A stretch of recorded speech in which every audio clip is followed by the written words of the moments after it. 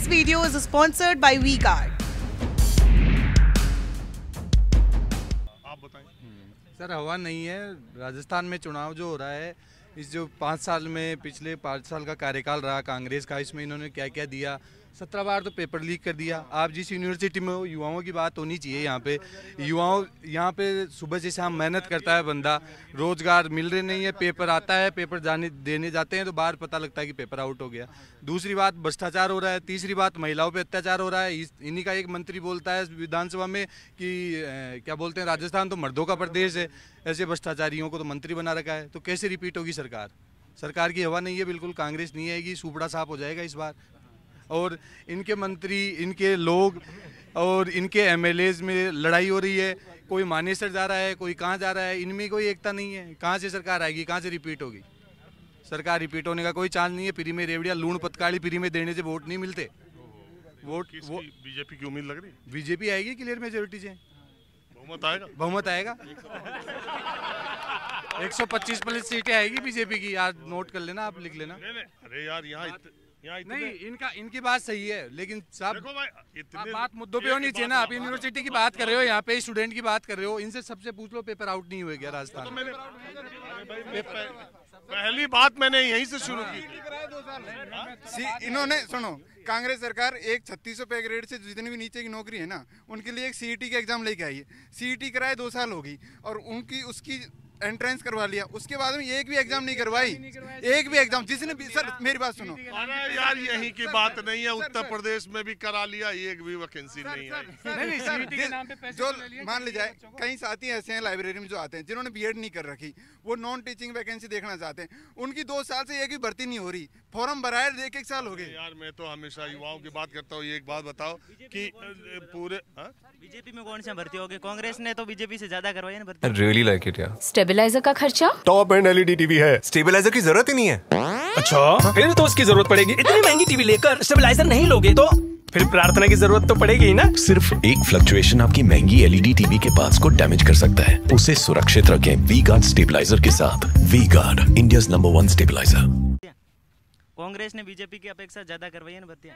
मुद्दा ये है कि है ना, पेपर लीक तो हो रहा है, पेपर लीक तो हो रहा है, लेकिन पेपर लीक तभी हो रहा है ना तब भर्तियां हो रही है। बीजेपी की सरकार आती है, भर्ती ही नहीं आती है। पेपर लीक तो चलो, पेपर लीक तो सर नहीं।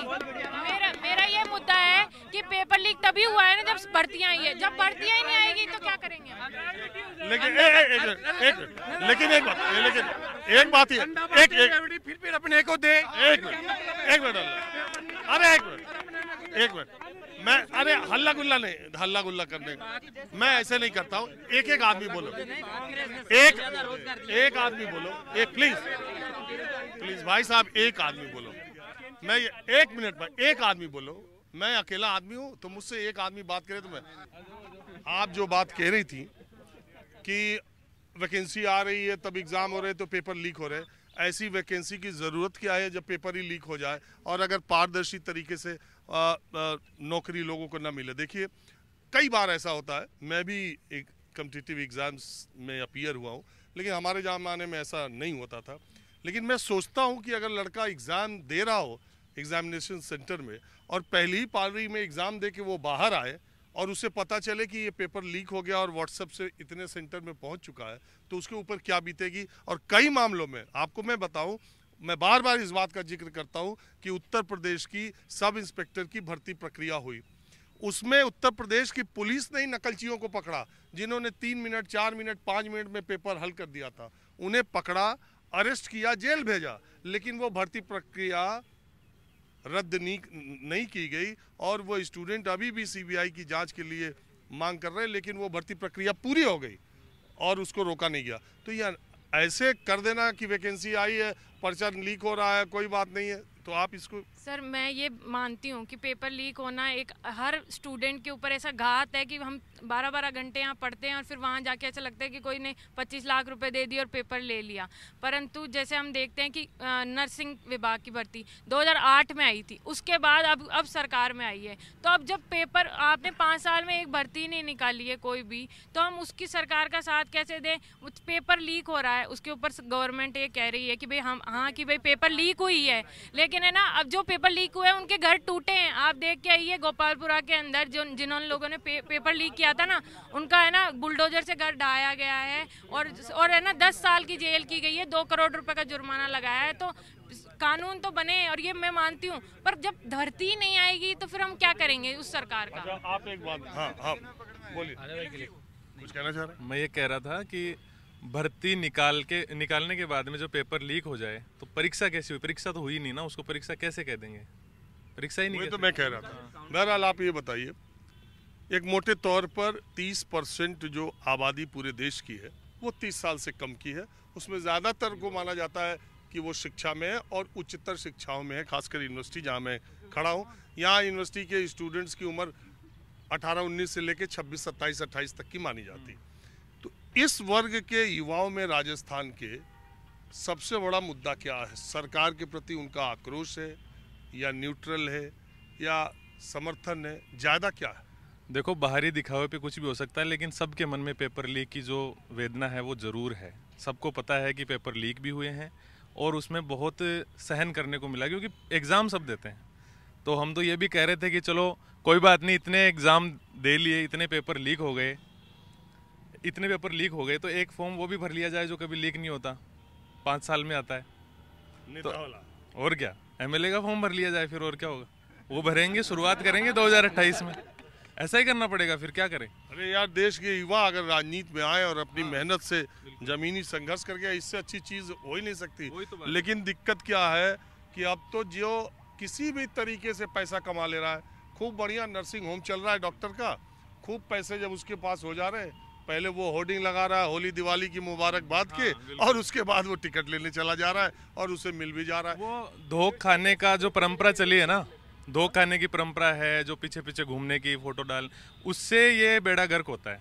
उनको फॉलो करना पड़ता है। इसी तरह कोई कोयले का ठेकेदार, कोई खनन का, कोई शिक्षा का कोचिंग और कॉलेज और यूनिवर्सिटी खूब खोल ले रहा है।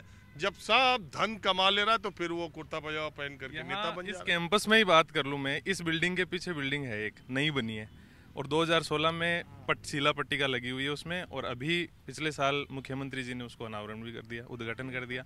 लेकिन अभी भी एक ही होल खुला और आप देखोगे तो टाइलें उखड़ गई, कुर्सियां गल गई और बहुत बुरी हालत, और 11-12 करोड़ रुपए खर्च हुए हैं उसमें। हमने RTI डाली, हमें पता लगा कि ये चीजें हुई है। बस तुम परफेक्ट आदमी हो, अब तुम 28 की तैयारी करो भाई।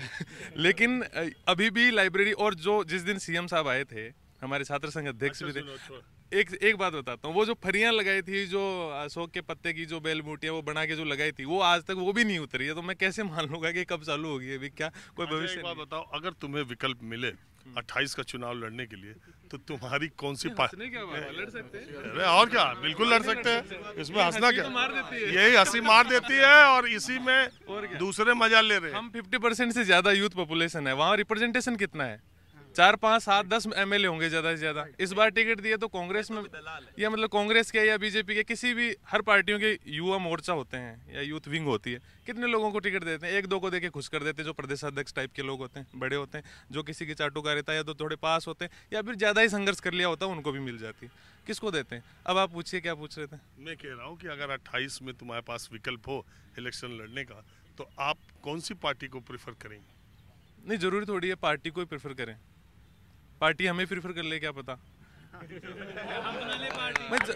कोई तो विचारधारा तो लड़ सकते हैं ना, कोई विचारधारा है। विचारधारा देखो ऐसा है कि विचारधारा तो जब तय होगी ना, जैसे अभी हमने पिछला वोट दिया था, उसके बाद में हमने एक सरकार देखी है फिलहाल, है ना, इसी एज में है कि हमने एक सरकार ढंग से देखी, समझदार होने के बाद, कि जिसमें पेपर लीक हुआ, ये हुआ। अब विचारधारा आएगी दूसरी, तो उसको भी देख लेंगे, 28 तक पता लग जाएगा। This video is sponsored by V-Guard.